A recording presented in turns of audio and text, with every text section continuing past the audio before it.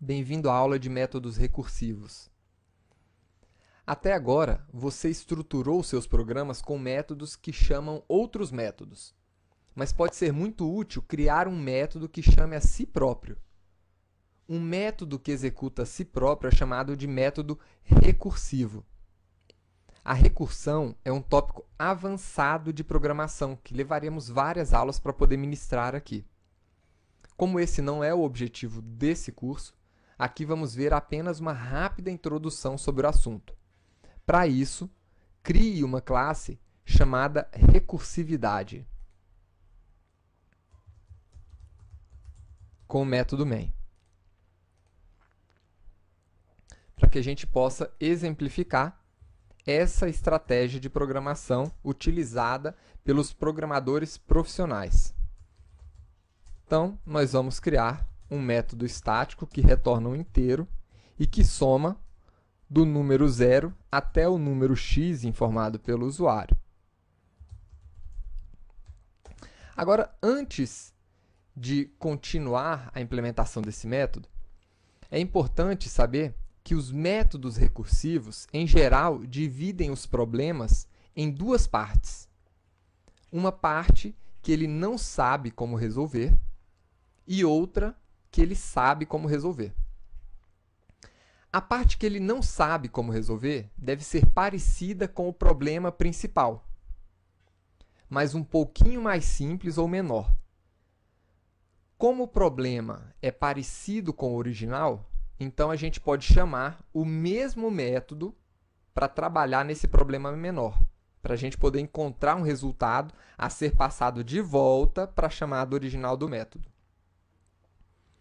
Então, esse método soma, ele deverá somar de forma recursiva, ou seja, chamando novamente esse método quantas vezes forem necessários, do número 0 até o número x. Então, qual é a parte do problema que nós sabemos como resolver? A parte onde o número é igual a 0. Se o número x for igual a 0, a gente vai precisar somar alguma coisa? Não. Então, a gente pode retornar o próprio número, que é 0. Agora, se o número for diferente de 0, né, se ele for maior do que 0, aí sim, a gente vai ter que somar ao número x ele, né, mais ele menos 1. Né? Então, vamos ir decrementando, né, esse número. Eu tenho, por exemplo, 10, agora eu quero somar a 10 o valor 9. E depois eu quero somar a 9 o valor 8, e assim por diante, até que x seja igual a 0. Então, para isso, eu posso chamar novamente aqui o nosso método soma. Por quê? A gente vai conseguir realizar essa soma que nós estamos querendo, né, do número x menos 1 com esse número x através desse método, porque é exatamente isso que ele vai fazer nessa segunda opção. Então, está aqui, soma. E quando x estiver valendo 9? Né? Aí a gente vai poder somar novamente 9 mais soma de 9 menos 1, que é igual a 8. O resultado vai ser isso daqui.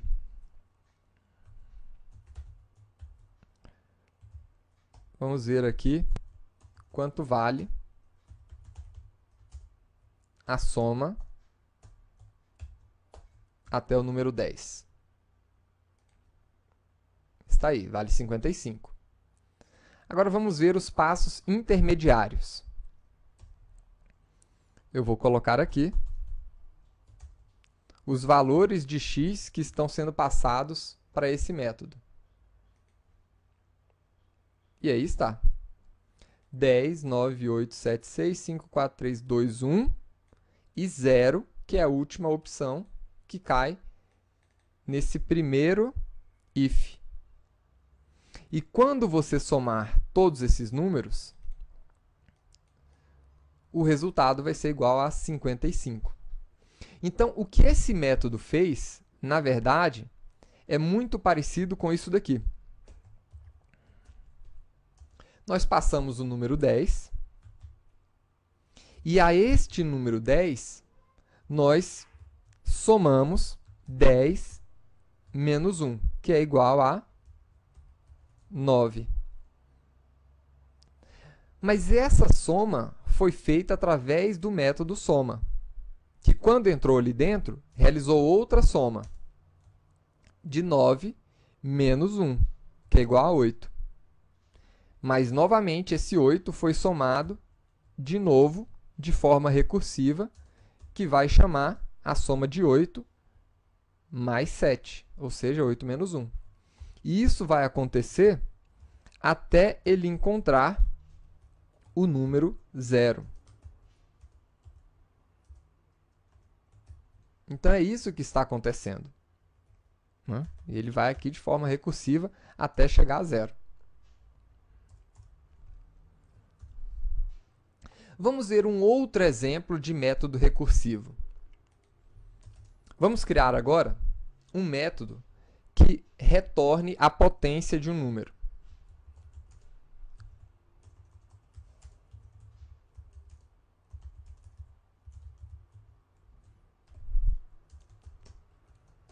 Então, o que é a potência? É um número elevado a outro número. Por exemplo, quanto é 2 ao quadrado? 2 elevado a 2 é igual a 4. Quanto é 3 elevado a 4? Então, vamos colocar aqui a potência. Isso aqui é igual a 3 vezes 3 vezes 3 vezes 3. Ou seja, temos o 3 sendo multiplicado por ele mesmo 4 vezes. Isso que é a potência. E qual é a operação mais simples? Então, vamos executar aqueles dois passos que todo método recursivo realiza, né? Vamos dividir esse problema em duas partes. Um que a gente sabe como resolver e o outro que a gente não sabe. Qual é a parte que a gente sabe resolver da potência? Simples. Se a nossa potência for igual a 1, então significa que eu estou retornando o próprio valor. Se ela for igual a 2, vai ser o valor vezes ele novamente. Então, a solução mais simples que nós temos é para a potência de um número elevado a 1.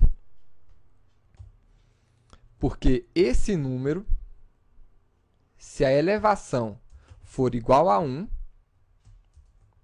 então o resultado vai ser o próprio número x.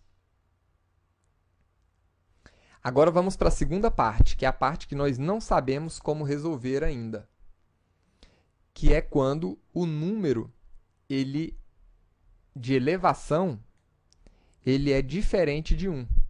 Ele é maior do que 1. Aí o que nós vamos ter? Então, por exemplo, se o número de elevação for igual a 2, então eu vou ter que o resultado é igual a x vezes x. Mas e se o número for igual a 3? Então, eu vou ter x vezes x vezes x. E assim por diante. Vamos ver esse problema simples aqui. Eu tenho x e eu quero agora multiplicar por x se a minha elevação for igual a 2. Então, se ela for igual a 2, o que eu quero aqui, na verdade? Potência desse número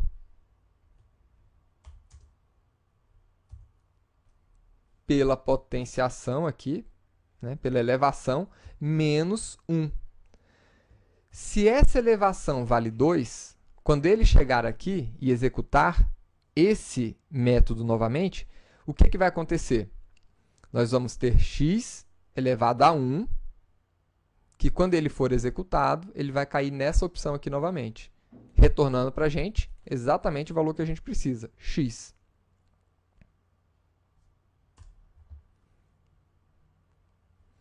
Se ele valer 3, então ele vai executar essa multiplicação novamente, até cair na potenciação aqui elevado a 1, retornando o x pela última vez. Vamos ver esse resultado. Potência de 3 elevado a 4.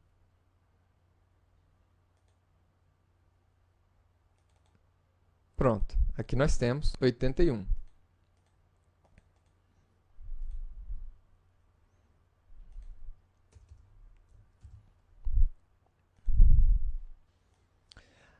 Agora, como é que ele chegou nesse número?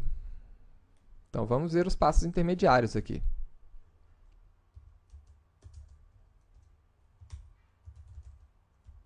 Você pode fazer isso aqui também com o debug do Eclipse.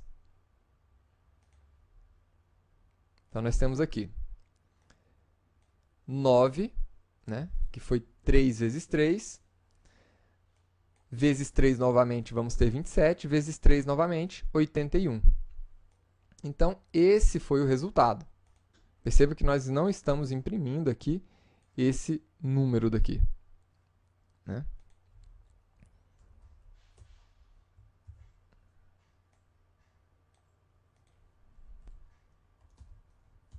Se a gente imprimir esse outro valor, vamos ter aqui o 3, uma vez, 2 vezes, 3 vezes, 4 vezes. Então, aí está.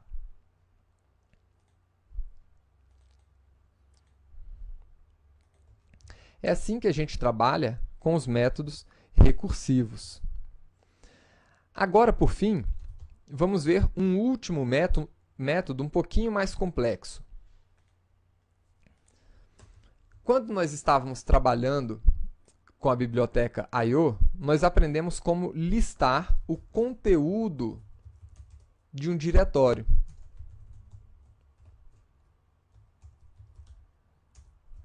Utilizando o caminho daquele diretório. Mas nós não aprendemos como fazer isso de forma recursiva. Como assim? Eu quero listar o conteúdo de um diretório. Se ele encontrar um diretório dentro daquele diretório, eu quero listar aquele conteúdo do diretório interno. Se tiver um outro diretório dentro desse diretório interno, eu quero listar novamente todo aquele conteúdo e assim por diante, recursivamente. Então, como é que eu vou começar esse nosso método aqui? Vamos chamar esse método. Eu quero listar todo o conteúdo do diretório XTI, que está dentro de C2 pontos. Então, get, paths.get, e aqui eu vou informar o nosso diretório. C2 pontos barra XTI. Agora eu preciso verificar o seguinte: se esse caminho informado, ele se trata de um arquivo ou de um diretório. Então, para verificar isso, nós vamos recorrer à classe Files e perguntar se esse caminho se trata de um arquivo regular. Se for um arquivo, a gente vai mostrar o nome. Agora, eu preciso saber também se é um diretório. Se for um diretório, eu vou listar o conteúdo desse diretório e imprimir o nome desse diretório também. Então, vamos lá. Se for um arquivo, nós vamos mostrar o nome desse arquivo. path.get ou to absolute path. O caminho completo. Se não, então significa que é um diretório. E se for um diretório, eu vou também apresentar o nome daquele diretório. Caminho completo. Então, vamos ver aqui o resultado, por enquanto. Aí está. Ele viu que se tratava de um diretório, então ele caiu nesse else e apresentou para a gente o caminho completo daquele diretório. Aí está, C2.xti. Agora, se for um diretório, eu quero listar o conteúdo desse diretório. Então, nós podemos novamente chamar a nossa classe Files para recuperar um directory stream daquele caminho. Esse directory stream, ele retorna um arquivo, né, um directory stream, que a gente pode utilizar para percorrer todos os caminhos dentro desse stream. Tá? Como nós somos muito cuidadosos, vamos utilizar esse nosso recurso dentro de uma estrutura try, para ele poder fechar esse stream assim que ele terminar de utilizar. E vamos capturar as eventuais exceções que ele encontrar aqui dentro. Perfeito. Agora vamos listar o conteúdo desse diretório, né? Então, podemos utilizar o for each aqui.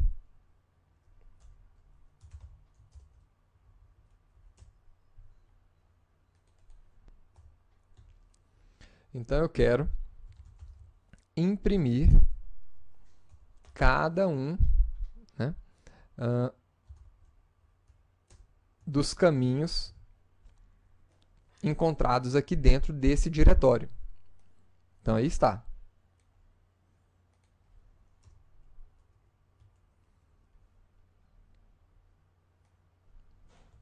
Vamos ver aqui o resultado. Perfeito. Ele mostrou para a gente o diretório XTI, viu que se tratava de um diretório e listou todo o conteúdo daquele diretório XTI. Dentro desse diretório, nós tínhamos 2 arquivos e 2 subdiretórios. Agora é que entra a nossa recursão. Quando nós identificarmos que esse caminho se trata de um outro diretório, né, eu quero novamente listar aquele subdiretório. Então, eu poderia fazer o quê? Pegar esse if todinho e colocar aqui dentro? É uma estratégia. Muito feia, mas é uma estratégia. E ali dentro, novamente, eu colocar um outro if e olha que coisa horrorosa que está ficando. E colocar talvez ali uns 50 ifs para a gente poder garantir que a gente vai pegar pelo menos 50 níveis. Essa é uma estratégia utilizada pelos maus programadores. Os bons programadores utilizam a estratégia de recursividade, ou seja, aqui nós já resolvemos tudo que a gente precisava resolver. Agora, se esse caminho se tratar de um arquivo ou de um diretório, quem tem que resolver isso é o próprio método listar. E eu vou passar aqui o caminho. Se dentro desse for, ou seja, o primeiro elemento que ele encontrou for, então vamos aqui, o primeiro elemento que ele encontrou foi um arquivo, então ele vai imprimir o nome do arquivo para a gente. O segundo elemento foi outro arquivo.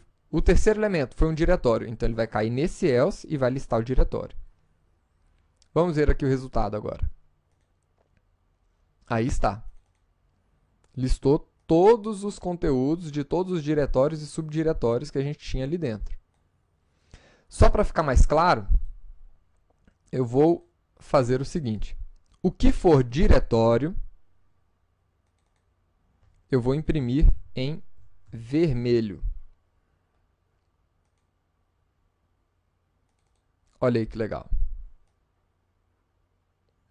Então agora nós temos vários diretórios aqui, alguns arquivos, e aí está. E lá no final, mais alguns diretórios.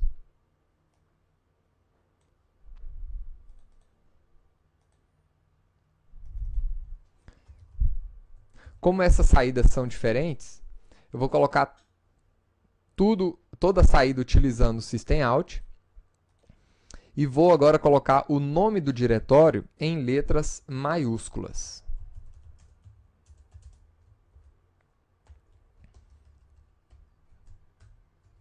Fazendo uma nova quebra de linha aqui. Só para ficar mais claro. Para a gente ver os arquivos de cada diretório embaixo de cada diretório.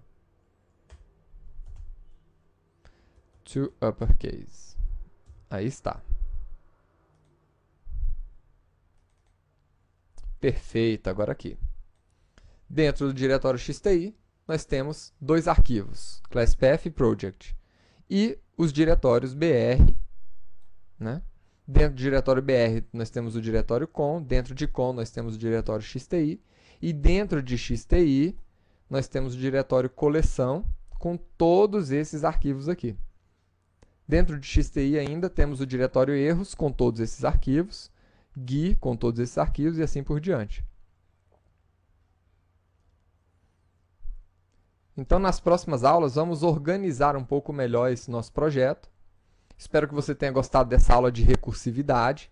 Estude, porque isso faz a diferença. São esses pequenos detalhes que fazem de um programador profissional. Tá? E nos vemos na próxima aula. Até lá!